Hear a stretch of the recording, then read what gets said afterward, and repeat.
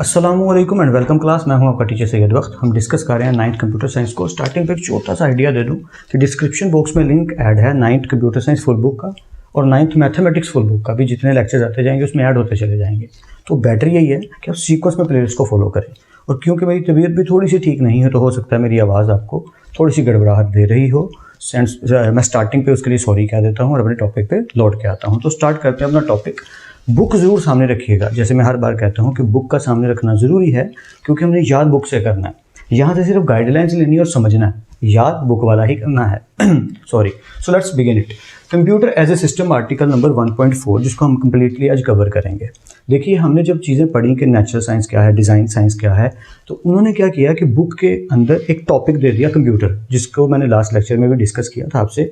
इसीलिए मैं कह रहा हूँ सीक्वेंस में लेक्चर्स देखना ज़रूरी है कि कंप्यूटर को एज ए सिस्टम लेकर हम वो सारे टॉपिक्स को कवर करेंगे जो स्टार्टिंग पे हमने पढ़े थे। कि अगर किसी भी सिस्टम की बात की जाती है तो उसका ऑब्जेक्टिव क्या है, क्यों बनाया गया उसे, उसमें जो कंपोनेंट्स काम कर रहे हैं आपस के अंदर बहुत ही स्मूथ मैनर के अंदर वो कैसे काम कर रहे हैं, और वो अच्छा रिजल्ट तभी दे सकते हैं जब सारे कंपोनेंट्स आपस में अच्छे से काम करेंगे। तो वही सारी बातें अब डिस्कस होने लगी हैं, तो हम सारे टॉपिक्स को एक एक करके एड्रेस कर लेते हैं। तो शुरू करते हैं डेफिनेशन से। Computer as a system design to process, क्या करने के लिए, प्रोसेसिंग करने के लिए इस चीज़ की, डाटा की, and perform tasks of set of instructions. ये मैंने लाइन खुद से बना के लिख दी, वैसे बुक वाली जो लाइन है आपने वही याद करनी है। अकॉर्डिंगली सेट ऑफ इंस्ट्रक्शंस मतलब क्या, पूरी बात का। देखिए, जब कंप्यूटर की इजाद की गई तो उन्होंने कहा कि हम एक ऐसी मशीन बनाएं जो ह्यूमंस की तरह मेमोरी को सेव कर सके, जब डाटा चाहिए हो तो हमें लाके दिखा सके, एक्यूरेसी होनी चाहिए और गलत इन्फॉर्मेशन कभी भी उसे आउटपुट में नहीं देनी चाहिए। हम जो इनपुट देंगे अकॉर्डिंग टू दैट उसे हमें आउटपुट जनरेट करके देनी चाहिए। तो अगर आप गौर करें तो मैं भी यही कहता हूँ कि कंप्यूटर 3 काम करता है। इनपुट टेक करके प्रोसेस करता है, अब उस प्रोसेसिंग करने के बाद या तो उसे स्टोर करेगा या रन करेगा, और ये भी करता है कि स्टोर करके रन करे। मेरी बात आई थिंक आप समझ गए होंगे मैं क्या कहना चाहता हूँ। कि जैसे आप कोई भी USB में किसी से कोई नात या कोई मूवी कॉपी करवा के ले आते हैं, तो आप उसको कॉपी करेंगे पहले कंप्यूटर के अंदर, फिर उसे को प्ले कर देंगे। तो ये क्या हुआ, स्टोर करके प्रोसेस करके आउटपुट जनरेट करना। या आप USB से डायरेक्ट भी प्ले कर देंगे, जैसे अक्सर लोग एक्सटर्नल हार्ड ड्राइव यूज़ करते हैं, जैसे लाइक मैं भी यूज़ करता हूँ। तो उस फाइल को हम डायरेक्ट एक्सेस करते हैं तो वो रन हो जाती है। तो यहाँ पे बताया जा रहा है कि कंप्यूटर को डिज़ाइन किया गया है क्या करने के लिए, डाटा को प्रोसेस करने के लिए। डाटा की डिफरेंट काइंड्स हैं, टेक्स्ट हो सकता है, इमेजेस हो सकती हैं, वीडियोस हो सकती हैं, ग्राफ्स हो सकते हैं, वेब ब्राउजिंग हो सकती है, डाउनलोडिंग हो सकती है, गेम इंस्टॉलेशन हो सकती है, गेम प्लेइंग हो सकती है। सारी चीज़ें प्रोसेस डाटा में आती हैं। डाटा को प्रोसेस किया जा रहा है। एंड परफॉर्म टास्क, मैं आपको रियल लाइफ अपनी ही एग्जांपल देता हूँ। जैसे मैं अक्सर ऑफिस में बैठ कर काम करना शुरू करता हूँ तो मैं थोड़ा जुल्म करता हूँ कंप्यूटर पे, एक बुरी आदत सी बन गई है। क्या करता हूँ कि जो भी मुझे मूवी या कुछ भी डाउनलोड करना होता है मैं डाउनलोडिंग लगा देता हूँ, साथ ही मैं ब्राउजिंग भी कर रहा होता हूँ कि कुछ काम करना है ऑनलाइन, साथ ही में भी मैंने ऑडियो सॉन्ग या नाते भी प्ले की हूँ। बिल्कुल, क्योंकि मैंने 2 बड़ी LEDs अटैच की हैं, तो कई दफ़ा मैं एक पे मूवी प्ले कर लेता हूँ, साथ साथ एक पे काम कर रहा होता हूँ। अब अगर आप गौर करें तो मैंने डाउनलोडिंग भी लगा दी, ब्राउजिंग भी कर रहा हूँ, वॉच भी कर रहा हूँ मूवी को या जिस भी वीडियो को, और प्लस काम भी कर रहा हूँ। तो ये सारी चीज़ें क्या हो गई, सेट ऑफ इंस्ट्रक्शंस। इंस्ट्रक्शन एक से ज़्यादा एक टाइम पे, सेट का मतलब तो आप समझते हैं जैसे मार्कर्स का सेट, एक जैसी चीज़ें इकट्ठी 6-12, जैसे घर में क्लास का सेट आता है, मग्स का सेट आता है। तो अमूमन क्या होता है कि 6 पीसीज को हम सेट कह देते हैं। ज़रूरी नहीं कि 6 पीसीज का ही सेट हो, पॉइंट ये है कि सेट ऑफ इंस्ट्रक्शंस। तो जो कंप्यूटर को मैं इंस्ट्रक्शंस दे रहा हूँ उनका सेट, एक सेट बन जाएगा उसका। आई होप सो कि आप बात को समझ पा रहे हैं। ओके, तो कंप्यूटर ये काम करता है। आगे बात करते हैं कि कंप्यूटर का ऑब्जेक्टिव क्या है, वही जो भी हमने पढ़ा। तो ये काफ़ी पॉइंट्स आपस में जुड़े जुड़े मिलेंगे। अगर एक अच्छे से समझ आ गया तो अगला वैसे ही समझ आ जाएगा। तो कंप्यूटर का मेन ऑब्जेक्टिव है टू परफॉर्म कंप्यूटेशंस। ये वर्ड आपने याद कर लेना है। What is mean by computations. अगर हम मैथ्स करते हैं तो हम कहते हैं हम कैलकुलेशंस कर रहे हैं, ठीक है। वैसे ही कंप्यूटर पे जो भी चीज़ प्रोसेस होती है वो भी कैलकुलेशन ही होती है। देखें, अगर आप कंप्यूटर को कहते हैं ये फाइल ओपन कर दो, तो आपकी इंस्ट्रक्शन बाइनरी में कन्वर्ट होकर प्रोसेस होकर प्रोसेसर से गई, मदरबोर्ड ने भी समझा, सबने समझ के इनपुट को आउटपुट जनरेट करने के लिए यूज़ कर लिया। मैं कॉम्प्लिकेटेड नहीं करना चाहता, शोर में बस ये बता रहा हूँ कि कंप्यूटर भी कैलकुलेशंस करता है। तो अगर कंप्यूटर कोई भी प्रोसेस करता है तो उस प्रोसेस को क्या कहते हैं, कंप्यूटर क्या कर रहा है, कंप्यूटेशन कर रहा है। आई थिंक समझिए, ह्यूमंस जब कोई भी चीज़ प्लस माइनस मल्टीप्लाई डिवाइड या कुछ भी करते हैं, मैथमेटिक्स कोई भी काम करते हैं, तो हम कहते हैं हम कैलकुलेशंस कर रहे हैं। वही काम जब कंप्यूटर करता है तो कंप्यूटर को हम कंप्यूटेशन कह देते हैं। और इसमें सारी चीज़ें आ जाती हैं, input, output, downloading, everything. Okay, computer को ऑब्जेक्टिव क्या है, क्यों बनाया गया? कंप्यूटेशंस करने के लिए, डाटा को प्रोसेस करने के लिए। प्रोसेस, जब भी आप कोई फाइल डबल क्लिक करके ओपन करते हैं तो फाइल क्या होती है? प्रोसेस होती है। जैसे कुछ लोग गेम्स जब कंप्यूटर पे प्ले करते हैं तो आप जब डबल क्लिक करके या ओपन करते हैं गेम को, तो गेम थोड़ी देर के लिए टाइम लेती है और लोडिंग हो रही होती है, उसे प्रोसेसिंग कहते हैं। जो लोग पबजी वगैरह खेलते हैं उन्हें भी पता होगा कि जब वो गेम प्ले करते हैं तो थोड़ी सी लोडिंग होती है। सबवे भी खेलें तो भी 1-2 सेकंड का वो टाइम लेता है, फिर वो गेम को प्ले करता है। यहाँ जो लोग व्हाट्सएप या टिकटॉक वगैरह जो भी यूज़ करते हैं आप, तो आप जब कोई फिल्टर अप्लाई करते हैं या कोई भी एडिटिंग करते हैं, उसके बाद अपलोडिंग करने लगते हैं जो कुछ भी, तो उस टाइम पे जो डाटा की क्या हो रही होती है? प्रोसेसिंग हो रही होती है। हम प्रोसेसिंग करके, जैसे मैंने स्टार्ट पे कहा था, उसे स्टोर भी कर सकते हैं, जरूरी नहीं डायरेक्ट प्ले करें। जैसे मैं अगर यूट्यूब पे या कहीं भी किसी भी अच्छी साइट के ऊपर कोई मूवी देख रहा हूँ, कोई नाच सुन रहा हूँ या पुराने पाक का कोई लेक्चर सुन रहा हूँ, तो मैं उसे डाउनलोड भी तो कर सकता हूँ, तो मैं उसे स्टोर भी कर सकता हूँ। प्रोसेस का मतलब चलाना, स्टोर का मतलब स्टोर कर लेना। अच्छा, एग्जीक्यूटेड अलग क्यों लिखा है? और एग्जीक्यूटेड, अगर हम किसी चीज़ को सेव करके चलाएं या चला दें तो उसे एग्जीक्यूशन कहते हैं। एग्जीक्यूशन का मतलब अगर आसान लफ्ज़ों में कहूँ तो एग्जीक्यूट वर्ड का मतलब होता है रन, चलाना, ऑन करना, दैट इज कॉल्ड एग्जीक्यूशन। तो होपफुली आपको ऑब्जेक्टिव क्लियर हो गया कि कंप्यूटर को डिज़ाइन क्यों किया गया, किस लिए किया गया? To perform calculations, process data, store it और execute it, whatever you want to say. पर कंप्यूटर इसी काम के लिए बना है। आई थिंक समझ आ गया होगा थोड़ा बहुत। कुछ डाउट हो तो वीडियो को पीछे करके आप देख सकते हैं। So let's continue.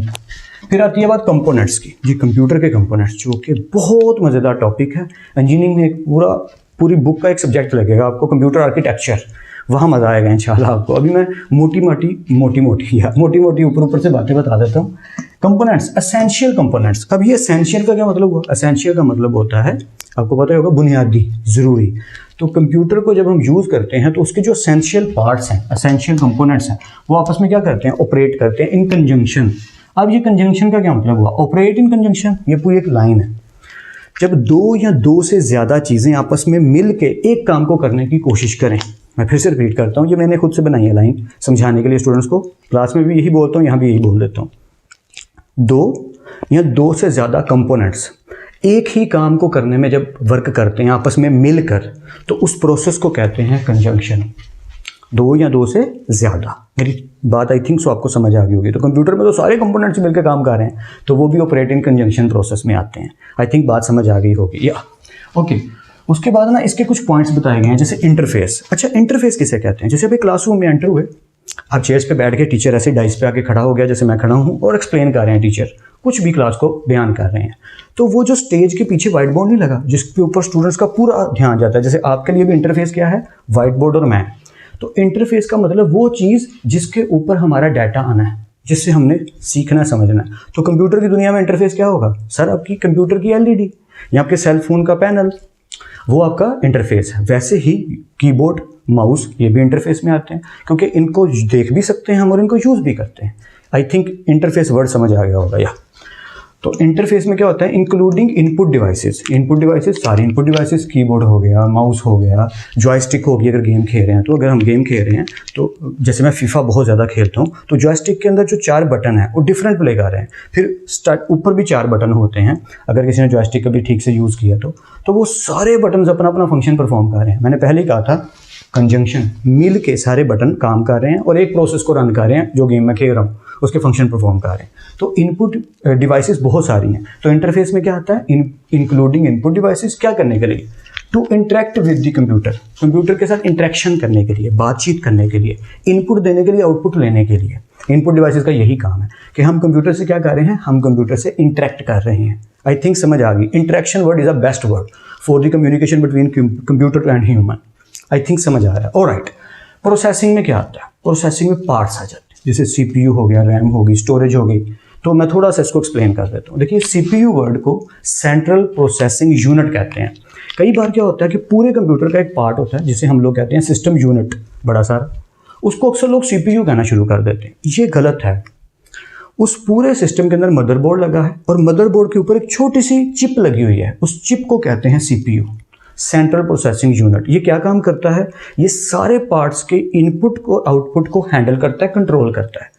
सेंट्रल का मतलब उस चीज़ को कहा जाता है जो सारों की एक्सेस में होती है और जो सबको लेके चलता है, उसे कहते हैं सीपीयू। जैसे घर की हमारी वालदा, वो सबसे कम्युनिकेट करती हैं। एक साइड पे बच्चे हैं, एक साइड पे उनके हस्बैंड हैं, एक साइड पे उनके अपने पेरेंट्स हैं, एक साइड पे बाहर की दुनिया के लोग हैं, रिश्तेदार वगैरह। तो वो बेचारी एक लेडी सबको हैंडल कर रही है। सबकी ज़रूरतें समझती है। कई दफ़ा हम मम्मी को सिफारिश करते हैं, पापा को भी मान लें हमारा काम कर, तो वालदा क्या है, सेंट्रल प्रोसेसिंग यूनिट है घर का। वैसे ही कंप्यूटर के अंदर मेन पूरा कंप्यूटर, कीबोर्ड हो गया, माउस हो गया, एलईडी हो गई, सिस्टम यूनिट हो गया, उसके अंदर मदरबोर्ड लगा, मदरबोर्ड के ऊपर एक चिप लगी है, उसे क्या कहते हैं, सीपीयू। आई थिंक थोड़ा बहुत समझ आ रहा है, थोड़ा बहुत ही काफ़ी है, क्योंकि हम इस सब्जेक्ट को इंजीनियरिंग में जब डिटेल से आप पढ़ेंगे तो पूरी डिटेल आएगी। अभी ऊपर वाली बातें हैं कि सीपीयू का काम क्या है, हर इंस्ट्रक्शंस को चेक करना, उसको प्रोसेस करना और उससे अकॉर्डिंग आउटपुट देना। सीपीयू, रैम क्या होती है, टेम्परेरी मेमोरी। कंप्यूटर के अंदर दो तरह की मेमोरी होती है, जिसे वोलेटाइल और नॉन वोलेटाइल कहते हैं। टेम्परेरी मेमोरी का मतलब, मैं आपको इसको एग्जांपल से समझाता हूँ।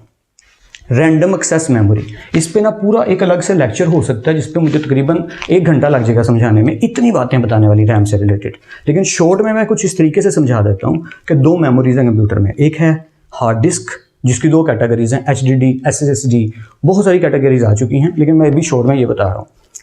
एक हार्ड डिस्क जिसमें परमानेंट डाटा सेव रहता है, और एक रैम जिसमें टेम्परेरी डाटा सेव रहता है। तो आप एग्जांपल इस तरीके से समझ लीजिए कि जैसे एक छोटी सी शॉप है बर्गर की, आप वहाँ पे गए तो उन्होंने काउंटर के ऊपर सारी चीज़ें अवेलेबल की हुई हैं, केचप, उनका जो टिक्की का सामान है वो, अगर चिकन है तो चिकन, फिर बन जो होता है, एग्स जो होते हैं, यानी each and everything are placed on the counter that, तो उस काउंटर पे अवेलेबल है। लेकिन अगर आप गौर से समझे मेरी बात को, तो उस टाइम पे वो जो काउंटर है ना, वो रैम है, जहाँ पर वो डाटा अवेलेबल है जो अभी यूज़ होना है। और जो स्टोर रूम में इतने बंस सेव किए गए हैं, इतने एग्स सेव किए गए हैं कि हो सकता है ज़रूरत पड़ जाए, या जहाँ पे हम अपना सारा का सारा, जैसे घर में भी होता है कि हमने किचन के अंदर डब्बे लगाए होते हैं, छोटे छोटे से बॉक्सेस, जिसमें चीनी, नमक, हर चीज़ रखी होती है, लेकिन हमने अपने राशन का एक पूरा पोर्शन किसी और ड्रॉर में सेव किया होता है। तो जहाँ पे हमने परमानेंट डाटा सेव किया है, जो वहाँ पे पड़ा रहता है, ताकि जब हमें ज़रूरत पड़े तो हम वहाँ से ला के यहाँ इस डब्बे में डाल के यूज़ करें। तो जो करंटली मेमोरी यूज़ हो रही है वो टेम्परेरी मेमोरी रैम है, और जहाँ डाटा परमानेंट स्टोर रूम में सेव है वो जगह हार्ड डिस्क है, स्टोरेज है। आई थिंक आप बात थोड़ी बहुत ज़रूर समझ गए हैं कि जहाँ परमानेंट डेटा सेव है, जैसे हम घरों में भी अक्सर ऐसा करते हैं, स्टोर रूम बना लेते हैं जी, वहाँ सारा सामान रख दो, और जो करंट टाइम यूज़ की चीज़ है वो हार्ड डिस्क से उठा के रैम में ले आओ, काउंटर पे ले आओ, उसे यूज़ करो, और जैसे ही उसका काम खत्म उसे वापस हार्ड डिस्क में भेज दो। तो जब भी हम किसी फाइल को डबल क्लिक करते हैं तो एक्चुअली होता क्या है कि हार्ड डिस्क से वो फाइल मूव करके जाती है रैम में, और रैम उसको क्या करती है, रन करती है। और ये करवा कौन रहा है, सीपीयू करवा रहा है। और सीपीयू के अंदर भी बहुत सारे पार्ट्स होते हैं, लेकिन अभी ऊपर से आई थिंक ये बात समझ आ गई होगी, होपफुली। Okay, let's continue. उसके बाद कंपोनेंट्स में इंटरफेस हो गया, प्रोसेसिंग हो गई, और उसके, अच्छा ये चीज़ बतानी रहेगी, मैं वही सोच रहा था कुछ रह गया होगा। हार्ड डिस्क की डिफरेंट टाइप्स होती हैं। उसके बाद लिखा क्या है कि ओएस का मतलब ऑपरेटिंग सिस्टम, बुक पे ज़रूर पढ़िएगा, लिखा होगा ऑपरेटिंग सिस्टम या application softwares are responsible for tasks. जितने भी हम इनपुट देकर आउटपुट लेते हैं वो सारे के सारे किसके थ्रू होते हैं, ऑपरेटिंग सिस्टम के थ्रू या एप्लीकेशन सॉफ्टवेयर्स। एप्लीकेशन सॉफ्टवेयर का क्या मतलब है, मैं थोड़ा सा डिटेल में फिर जाना पड़ेगा समझाने के लिए, लेकिन नॉलेज के लिए क्या करूँ, बताना ज़रूरी है आपके लिए। आप जब भी कोई सेल फोन परचेज करके लाते हैं तो उस सेल फोन में पहले से पबजी में भी ना इंस्टॉल हो, मे बी जो भी ऐप्स हैं, व्हाट्सएप हो गई, टिकटॉक हो गई, जो भी गेम आप खेलते हैं, कोई भी, इन ऐप्स को अगर आप देखो तो ये पहले से इंस्टॉल्ड नहीं होती। लेकिन पहले से बहुत सारी ऐप्स आपको पैकेज सॉफ्टवेयर मिलता है, कैलेंडर मिल जाता है, कैलकुलेटर मिल जाता है, गैलरी मिल जाती है, कैमरा की ऐप मिल जाती है, मैसेजिंग की ऐप मिल जाती है। There are so many apps are available in the built in software. तो वो जो पहले से फ़ोन के अंदर सॉफ्टवेयर चल रहा है, जो फ़ोन की विंडो है, उसे हम कहते हैं ओएस, ऑपरेटिंग सिस्टम। जैसे मैं विंडोज़ 11 यूज़ करता हूँ तो मेरा ओएस क्या है, विंडोज़ 11। जो लोग विंडो एक्सपी यूज़ करते थे उनका ऑपरेटिंग सिस्टम क्या था, विंडो एक्सपी। तो एक तो ऑपरेटिंग सिस्टम को कंपोनेंट्स हैंडल करते हैं, या कंपोनेंट्स चलेंगे किसकी हेल्प से, ऑपरेटिंग सिस्टम की हेल्प से।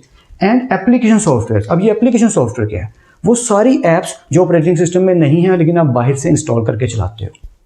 जैसे मैंने अभी एग्जांपल दी थी कि आपने नया फ़ोन परचेज़ किया तो व्हाट्सएप हो सकता है उसमें पहले से मौजूद ना हो, तो आप क्या करेंगे, प्ले स्टोर पे जाके इंस्टॉल करेंगे। तो जो भी ऐप बाहर से आप इंस्टॉल करते हो, कोई भी सॉफ्टवेयर कंप्यूटर में बाहर से इंस्टॉल करते हो, उन सारे सॉफ्टवेयर और ऐप्स को कहते हैं एप्लीकेशन सॉफ्टवेयर्स। और ये कर क्या रहे हैं, ये रिस्पॉन्सिबल हैं टास्क करने के लिए। हम इन्हें इनपुट देंगे, ये हमें आउटपुट जनरेट करके देंगे। आई थिंक समझ आ गया होगा कि जब भी हम कोई हाई HD 10 GB 20 GB की मूवी प्ले करते हैं 4K अल्ट्रा के साथ, तो वो सिंपल विंडो मीडिया प्लेयर उसे सही से प्ले नहीं कर पाता, यानी जो ऑपरेटिंग सिस्टम देता है हमें वीडियो प्लेयर, वो प्ले नहीं कर पाता। तो हम क्या करते हैं, अगर फ़ोन यूज़ करें तो हम MX प्लेयर इंस्टॉल कर लेते हैं, VLC प्लेयर इंस्टॉल कर लेते हैं। तो उन सॉफ्टवेयर्स को क्या कहेंगे, एप्लीकेशन सॉफ्टवेयर, जो हमारी मदद करेंगे उन फाइल्स को चलाने के लिए जिन्हें OS आराम से नहीं चला सकता। एक्सेल की फाइल है, विंडो तो नहीं चला सकती, उसके लिए ऑफिस इंस्टॉल करना पड़ेगा, तभी एक्सेल उसे रन करेगा। आई थिंक टूटा फूटा सा समझ आ गया होगा। ओके, कम्युनिकेशन, इन पार्ट्स की आपस में कम्युनिकेशन, ये मैं अभी बता रहा था कि रैम में, हार्ड डिस्क से रैम में लोड किया जाएगा डाटा और फिर रन किया जाएगा, ये सीपीयू कर रहा है। तो क्या हो रही है? कम्युनिकेशन हो रही है। यहाँ भी वही लिखा है, the motherboard serves primary circuit. ये ज़रा समझ लीजिएगा, मदरबोर्ड क्या है? प्राइमरी सर्किट है, circuit board basically, that connects all components. तो मैं क्लास में हमेशा एक ही एग्जांपल देता हूँ जो फ़ौरन से समझ आ जाती है, इंशाल्लाह आपकी भी पकड़ में आ जाएगी। अगर मैं घर में किसी के भी जाऊँ तो उनका एक मेन स्विच होता है जहाँ से सारे घर की बिजली हैंडल हो रही है। अगर मैं उस मेन स्विच को ऑफ कर दूँ तो पूरे घर की इलेक्ट्रिसिटी बंद। वैसे ही कंप्यूटर के अंदर जो सबसे मेन पार्ट है, जो सारे कंपोनेंट्स को लेके चलता है, उस पार्ट को कहते हैं मदरबोर्ड, जिसे प्राइमरी सर्किट बोर्ड कहा जाए तो बुरी बात नहीं। प्राइमरी का मतलब होता है बुनियादी, जहाँ पर सारे पार्ट्स एक जगह इकट्ठे होते हैं। रैम्स भी मदरबोर्ड के ऊपर लगती हैं, सीपीयू भी मदरबोर्ड के ऊपर लगता है, और ये दो तरह से डाटा को कंट्रोल करता है, सर्किट के थ्रू और वायर्स के थ्रू, क्योंकि उसके अंदर एक वायर लगती है जो जाके आपकी हार्ड डिस्क में लगती है, तो वो भी मदरबोर्ड ही हैंडल कर रहा है वायर के थ्रू। आई थिंक आप बात समझ रहे हैं कि motherboard is the basic main part, main component of your computer. अगर मदरबोर्ड में कोई भी इशू आएगा, बाकी सारे पार्ट्स ठीक होंगे तो वो काम नहीं करेगा। जैसे मेन स्विच ही खराब हो जाए तो आगे की जितनी वायरिंग है वो बिल्कुल ठीक है, लेकिन वो काम नहीं करेगी। तो उस मेन सर्किट ने सारे पार्ट्स को संभाल के रखा हुआ और आपस में कम्युनिकेशन करने में हेल्प देता है। आई थिंक समझ आ गया होगा ये, होपफुली। अब कम्युनिकेशन करवाता कौन है? मदरबोर्ड तो कंपोनेंट्स को लेकर बैठा हुआ है, तो डाटा ट्रैवल कैसे करता है? तो उसके लिए हमें एक फॉर्म पता होनी चाहिए, उन्हें कहते हैं बसेस। हमारी जो बस होती है स्कूल ले जाने वाली, वही वर्ड है, उसी के वर्ड से ये लिया गया बसेस। बसेस क्या कर रही हैं? 3 तरह की बेसिक बसेस बुक में बताई गई हैं, डाटा बस, address bus and control bus. ये क्या करती हैं? बुक में नहीं बताया गया कि इन तीनों का अलग अलग फंक्शन है, बस इतना बता दिया गया कि ये तीनों मिलकर CPU, RAM, hard disk, motherboard और डिफरेंट इनपुट आउटपुट डिवाइसेस के साथ कम्युनिकेट करती हैं। मैं एग्जांपल से समझाना चाहूँगा। जैसे ही मैंने फाइल को डबल क्लिक किया, ये आगे टॉपिक फिर से आएगा, लेकिन अभी शॉर्ट में बताऊँगा तो आगे समझना आसान हो जाएगा। किसी भी फाइल को जब मैंने डबल क्लिक किया, या सेल फोन में मैंने किसी भी गैलरी में जाके वीडियो फाइल को प्ले किया, दोनों बातें एक ही हैं।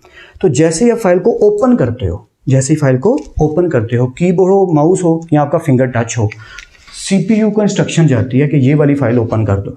सीपीयू उस फाइल को, क्योंकि वो स्टोरेज में सेव है, फ़ोन में भी है, तो किसी मेमोरी कार्ड में या उसकी अपनी हार्ड डिस्क में सेव होगी, तो वो उस स्टोरेज से उसको लोड किस में करेगा? रैम में लोड करेगा। अब ये जो इंस्ट्रक्शंस पास की जा रही हैं, मैंने इंस्ट्रक्शन किसको दी? सीपीयू को। ये कंट्रोल बस के थ्रू मैंने दी, ठीक है। सीपीयू ने इंस्ट्रक्शन क्या दी? डाटा बस और एड्रेस बस। एड्रेस का मतलब यहाँ पे ये फाइल पड़ी है, और डाटा बस जो लेकर आएगी और जिसको रन करेगी। तो बसेस क्या करती हैं कि सीपीयू क्या करता है? बसेस के थ्रू डाटा हार्ड डिस्क से रैम में लोड करता है और उसको क्या करता है? रन करता है। I hope so, it's complicated, I know that, but थोड़ा बहुत ज़रूर समझ आ गया होगा। थोड़ा सा डाउट हो रहा तो वीडियो को 2-3 दफ़ा पीछे करके बार बार सुनो मैंने क्या कहा। सीपीयू बसेस के थ्रू डाटा को हार्ड डिस्क से रैम में लोड करता है, प्ले करता है। बसेस के थ्रू स्पीकर से आवाज़ जनरेट की जाती है, क्योंकि डाटा शिफ्ट हो रहा है, एड्रेस बताया जा रहा है, वहाँ पे जाके चला दो। आई थिंक थोड़ा बहुत समझ आ गया होगा, ठीक है। ऑलराइट, फिर आता है article 1.4.1, 2 and 3 now. Interaction among components. Interaction जैसे मैंने पहले कहा था, आपस में कम्युनिकेट करना। तो कंपोनेंट्स का आपस में क्या करना? इंटरेक्शन करना। माउस जो है वो इंटरेक्ट किससे कर रहा है? एलईडी से। मैं इनपुट देता हूँ तो एलईडी से ऊपर आउटपुट जनरेट हो जाती है। माउस या कीबोर्ड किससे इंटरेक्ट कर रहे हैं? स्पीकर से। जैसे मैं कोई फाइल प्ले करता हूँ तो उधर से इनपुट जाती है और स्पीकर से साउंड आउटपुट जनरेट करके बाहर आ जाता है। वैसे ही प्रिंटर से। तो जितने भी काम हो रहे हैं कंप्यूटर के, सारे पार्ट्स आपस में मिल के काम कर रहे हैं। यदि मैं प्रिंट आउट निकालूंगा तो इंस्ट्रक्शन किससे दे रहा हूँ? कीबोर्ड और माउस से, पर आउटपुट में प्रिंटर पेज निकाल रहा है प्रिंट करके। समझ रहे हैं ना बात को? आई होप सो आप समझ गए होंगे। तो इंटरेक्शन अमंग कंपोनेंट्स, इसमें क्या आता है? फाइल ओपनिंग प्रोसेस, जो मैंने अभी भी आपको बताया कि फाइल को ओपन करते हैं तो कौन कौन करता है? माउस हो गया, कीबोर्ड हो गया और सारे पार्ट्स हो गए। ये सारे पार्ट्स की बात मैं क्यों कर रहा हूँ? जब हम गेम खेल रहे होते हैं तो फिर जॉयस्टिक की बारी आ जाती है। जॉयस्टिक से हम इस बटन के प्रेस करके कहते हैं कि ये प्लेयर हिट मारेगा और गोल होगी। गोल किक होती है फीफा के अंदर। अगर फीफा किसी ने खेली है, अगर नहीं भी खेली तो आपको समझ आ रही होगी कि एक पास होता है शॉर्ट पास, एक होता है लॉन्ग पास, एक होती है लॉन्ग हिट जो कीपर मारता है, और एक होता है गोल हिट कि आपने गोल के करीब जाके उसी बटन को प्रेस करना तो गोल होगा, वरना अगर गलत बटन दबा दिया तो पास हो जाएगा। तो ये क्या हो रहा है कि जॉयस्टिक हमारी हेल्प कर रहा है डाटा को एक जगह से दूसरी जगह भेजने में। डाटा मतलब इंस्ट्रक्शंस।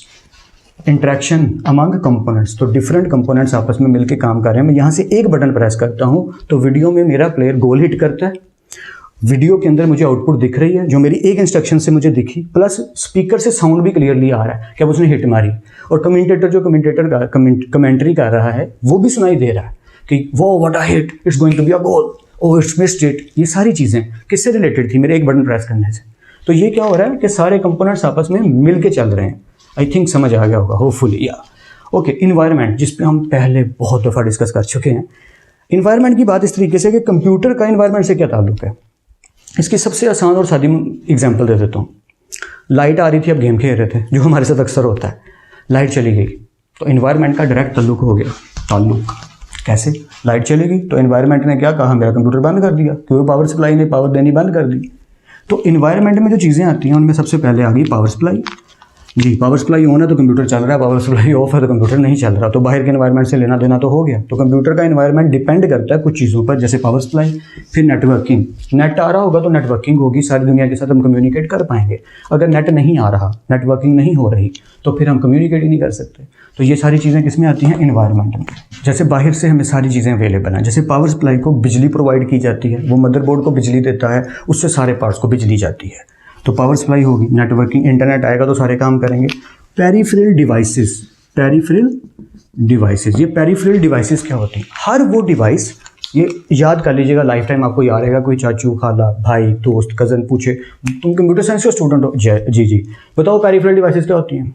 पढ़ा था, याद नहीं है। ऐसा नहीं होना चाहिए, आपको समझना चाहिए और इंशाल्लाह आपको समझ भी आ जाएगी, आसान है। पेरिफेरल वर्ड जब भी आए आपने समझ जाना है कि हर वो पार्ट, हर वो डिवाइस जिसको हम कंप्यूटर के बाहर से उसके साथ अटैच करते हैं, उसे कहते हैं पेरिफेरल डिवाइसेस। जैसे प्रिंटर, यूएसबी प्रिंटर केबल के थ्रू अटैच हो जाता है, आपकी USB attach, mouse, keyboard, joystick, speakers, जितने पार्ट्स कंप्यूटर के बाहर से हम कंप्यूटर के साथ अटैच करते हैं, एक्सटर्नल हार्ड डिस्क, वो सारे पार्ट्स क्या कहलाते हैं? Peripheral devices. होपफुली आपको समझ आ गया मैं क्या कहना चाह रहा हूँ, कि हर वो पार्ट जो कंप्यूटर के बाहर से उसके साथ अटैच किया जाता है। ओके, आखिरी पॉइंट है इंटरेक्शन विद द इन्वायरमेंट। ये बात फिर उधर ही जाएगी जो अभी हमने सारी की, कि इन्वायरमेंट के साथ कंप्यूटर की इंटरेक्शन क्या करती है। तो सिंपल सी लॉजिक है जो यहाँ लिखा है, यूज़र इनपुट। यूज़र इनपुट देता है, सिंपल सी बात है ना। यूज़र इनपुट किसके थ्रू देता है? माउस के थ्रू, कीबोर्ड के थ्रू, वॉइस के थ्रू, आजकल वो भी हो रहा है, फ़ोन को भी हम कई दफ़ा इनपुट दे देते हैं। तो ये सारी जिन तरीक़ों से इनपुट हो रही है उसे हम कहेंगे कि ये इन्वायरमेंट क्या कर रहा है? इंटरेक्शन कर रहा है। किसके साथ? कंप्यूटर के साथ। इन्वायरमेंट इंटरेक्शन कर रहा है किसके साथ? कंप्यूटर के साथ, क्योंकि इन्वायरमेंट में ये सारी चीज़ें अवेलेबल हैं, input devices all. I think ये समझ आया थोड़ा बहुत। या तो यूज़र इनपुट करता है। और नेटवर्किंग कम्युनिकेशन, नेटवर्क कम्युनिकेशन क्या मतलब? इंटरनेट आ रहा है जिससे आप पूरी दुनिया के साथ कम्युनिकेट कर पा रहे हो। हमने फ़ोटोज़ कैप्चर की, किसी फंक्शन पे थे तो आपकी वालदा ने या किसी ने कहा चलो मुझे फ़ोटोज़ दिखाओ, तो आप ये कह दें फॉर एग्जांपल कि वो जो दूर बैठा है, कोई लंदन में है, कोई कराची में है, कोई लाहौर में है, एक्सेट्रा एक्सेट्रा, और फंक्शन कहीं और जगह हुआ है और हम उनकी फ़ोटोज़ देखना चाहते हैं। बहुत सिंपल है, व्हाट्सएप से सारी फ़ोटोज़ को शेयर कर दिया जाएगा। तो ये क्या है? ये हमारा इन्वायरमेंट के साथ क्या है? इंटरेक्शन है, कि हम अपनी डिवाइसेस के थ्रू अपना इन्वायरमेंट बेटर करने की कोशिश कर रहे हैं। ऑलराइट, उसके बाद आ जाती है पावर सप्लाई। पावर सप्लाई की फिर वही बात आ गई कि बिजली आ रही है तो कंप्यूटर चलेगा, बिजली चली गई है तो कंप्यूटर नहीं चलेगा। आई थिंक बात पकड़ में आ गई होगी। एंड रियली सॉरी, मुझे लगता है मैंने लेक्चर लंबा कर दिया और बोर कर दिया होगा। मकसद था आपको नॉलेज देना, अगर सच में बोर किया और लेट किया, रियली सॉरी फॉर दैट। लेकिन मेरा जो मकसद है वो है आप तक नॉलेज पहुंचाना और ख्वाहिश रखना कि आप इस नॉलेज को और आगे बढ़ाएंगे और दूसरों तक पहुंचाएंगे। खुद भी दूसरों को नॉलेज ज़रूर दिया कीजिए। जो चीज़ आप तक पहुंची उसे आपने आगे पहुंचाना है। ये हमारे नबी पाक सल्लल्लाहु अलैहि वसल्लम ने खुतबा हुज्जतुल विदा पे हमें विरासत में बात दी है कि मैंने तुम्हारे लिए ये दीन पसंद करके मुकम्मल कर दिया। आप फैल जाओ अल्लाह की ज़मीन में इस पैगाम को लेकर और सब तक ये बात पहुँचाओ। तो ये बात सिर्फ दीन से रिलेटेड नहीं है, हर नॉलेज से रिलेटेड है कि आपने खामोशी से घुन्ने बन के कॉर्नर में बैठे नहीं रहना जब कोई प्रॉब्लम हो रही हो। अगर आपको उसका सलूशन पता है, आप उसके बारे में कोई भी किसी की मदद कर सकते हैं, then must go there and help it out. सबकी मदद कीजिए।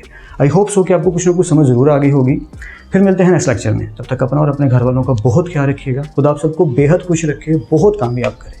खूब मेहनत करते रहिए लेकिन स्मार्ट वर्क के साथ। अल्लाह हाफिज़ क्लास।